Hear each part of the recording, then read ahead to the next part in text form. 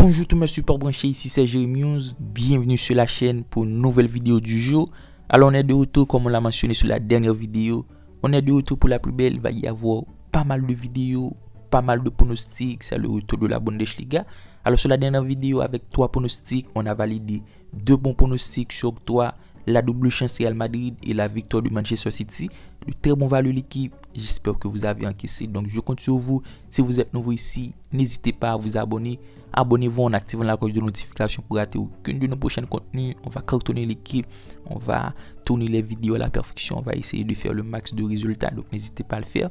Et si vous voulez plus de paris sportifs, plus de contenu, plus de pronostics, je vous invite à rejoindre le Telegram de Jérémy News ou surtout de me suivre sur Instagram. Je suis hyper actif sur mes réseaux sociaux. Ces deux liens se trouvent dans la description. Alors n'hésitez pas à le faire.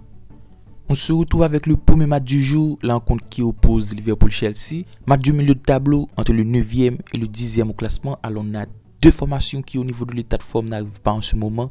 Deux formations en grande difficulté. Du côté de Liverpool, au niveau de l'état de forme, ça sort d'une victoire 1-0 contre Wolverhampton en Cup, mais c'est tout de même une formation en grande difficulté, soit 2 défaites, 2 victoires sur les 4 dernières rencontres après la trêve. Cela dû à de nombreux absents, avec les absences de Luis Diaz, Diogo Jota, Virgil van Dijk, les incertitudes qui règnent autour de Nunez. Alors que les blessés du côté de Chelsea sont énormes, c'est une formation en grande difficulté sur le plan d'effectif avec pas mal d'absents. C'est le cas de Sterling, Zakaria, Wesley Fofana, Pulisic, James, Kanté et celle de João Félix.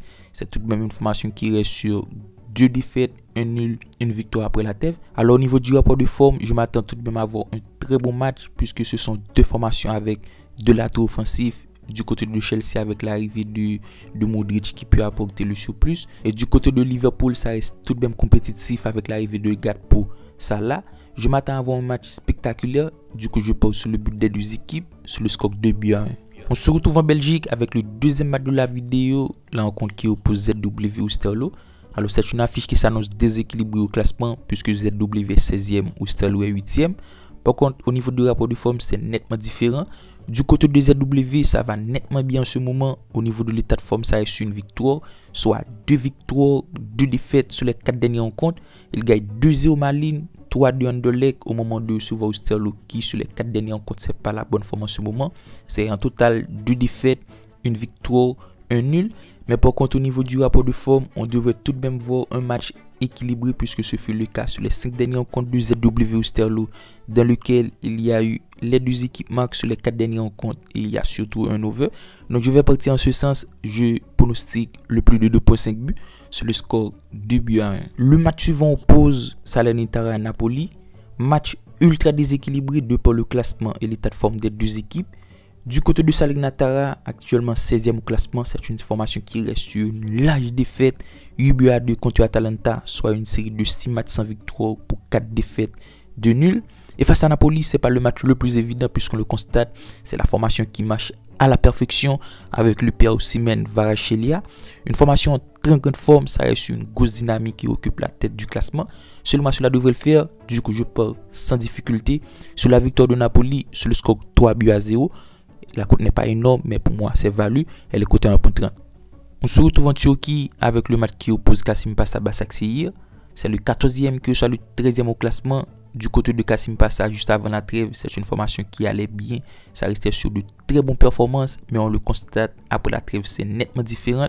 C'est une formation en grande difficulté. Ça reste sur 3 défaites, 1 victoire, 1 nul sur les 5 dernières rencontres. Et c'est tout de même une formation qui présente pas mal de difficultés en défense avec tout de même 12 buts encaissés. Et face à Başakşehir, qui au niveau de l'état de forme, ça reste sur une défaite 1-0 contre Trabzonspor en championnat, soit 3 victoires, 1 nul. C'est tout de même dans la moyenne une formation dans une bonne forme avec 3 victoires, 1 nul. Et pour moi, cette rencontre, c'est le match parfait de se relancer. Même si en cours de semaine, ça reste sur 1 nul en coupe contre Fatih sur le score 2 buts partout. Mais je donne tout de même l'avantage à Başakşehir, très bien rodé avec tout de même un effectif de qualité. Je pronostique Başakşehir au nul sur le score 2-1. Le match suivant oppose Galatasaray Antalyaspor. Alors du côté de Galatasaray, au niveau de l'état de forme, c'est une victoire 2-1 contre Alanya en coupe. Et c'est tout de même une grosse dynamique en championnat, soit 5 victoires consécutives. Une formation qui marche à la perfection avec le double pivot Torreira, Sergio Oliveira qui retrouve un bon équilibre de jeu et qui peut tout de même compter sur la présence de très bons attaquants. C'est le cas d'Autonoglou, Mauro Icardi. Alors que du côté d'Antalyaspor, c'est pas la bonne forme, c'est une formation en grande difficulté, ça galère de ouf. Sur les 5 dernières rencontres, c'est 3 défaites, 2 nuls. Au niveau de l'état de forme, ça reste sur une défaite en coupe. Et selon moi, avec l'incertitude de Hagi White, l'attaquant en forme de cette équipe, je vois Antalyaspor en grande difficulté pour aller chercher 2 points. Du coup, je pose sur la victoire de Galatasaray sur le score 3-0.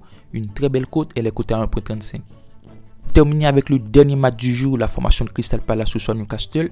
Alors au niveau de l'état de forme, du côté de Crystal Palace, ça est sur un nul, un but partout contre Manchester United en coup de semaine.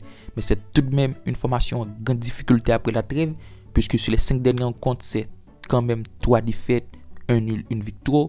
Une formation tout de même intéressante avec un effectif ultra intéressant avec la présence de Wilfried Zaha.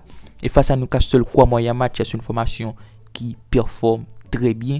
Actuellement 4e au classement, l'équipe reste tout de même sur 2 victoires, 2 nuls sur les 4 dernières rencontres. Et de plus, c'est une formation en grande forme qui tourne à la perfection avec un effectif ultra intéressant avec la présence d'Almiron Joelinton qui rentre pied. Alors au niveau du rapport de forme, on devait voir un match ultra équilibré, surtout un match spectaculaire dans lequel les deux équipes devraient trouver le chemin des filets. Par contre, je pars pour un pronostic qui me paraît plus-value et ce sera la double chance Newcastle, moins de 4.5 buts sur le score 2-1.